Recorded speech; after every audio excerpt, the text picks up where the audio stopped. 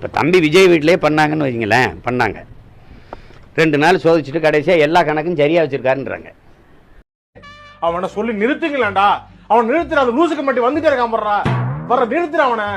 பைத்தியக்காரப்ப எதுக்குடா வரீங்க எங்கெல்லாம்? டேய் டேய் ஏ மூளை கட்டப்பல, ஏ முட்டாப்பல, ஏ மக்கட்ட மக்கட்ட மக்கட்ட டேய் ஒன்னாடா போடா, அப்படி போடா. அவர் உங்களுக்கு என்னவோ அந்த டாக்ஸ் கட்டின வரி கட்டின எல்லாத்தையுமே அவர் அங்கே உங்கள் தலைமை அலுவலகத்தில் இருக்கும்ல. அப்புறம் எதுக்கு வந்த? அப்புறம் எதுக்கு வருமான வரி சோதனைக்கு எதுக்கு ரைடு வந்த? பரமா படிடா, ஒழுங்கா படிடா, தயவு செய்து படிடா. சோதனைங்கிறது அவசியமற்றது. சமூகத்தில் பொதுவெளியில் அவரை ஒரு என்ன சொல்றது, அவருக்கு ஒரு அவமானத்தை ஏற்படுத்தணும். நாங்கள் ரைடு பண்ணோம் காட்டணும். அதுக்கப்புறம் நீ வெளியில் வந்து இல்லை எல்லாம் சரியா இருக்குன்னு தெரியாமல் எதுக்கு அதிகாரியா இருக்க? நீ இருக்காளேன்னு தெரியாம ஏன் வர்ற? அவர் வீட்டில் வந்து சரி பார்ப்பியா? அப்போ அப்புறம் அலுவலகம் வச்சிருக்க?